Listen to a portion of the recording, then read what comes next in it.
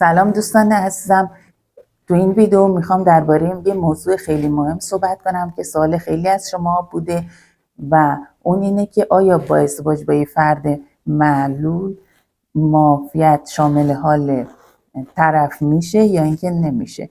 بله، فقط شرایط خاص خودش رو داره.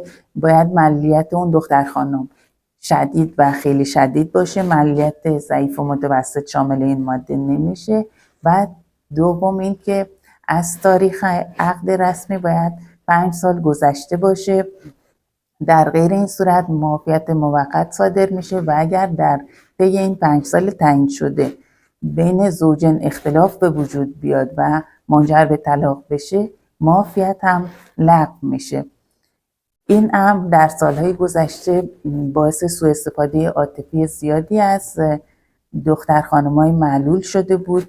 برای همین قانون رو یکم سفت و سخت‌ترش کردن.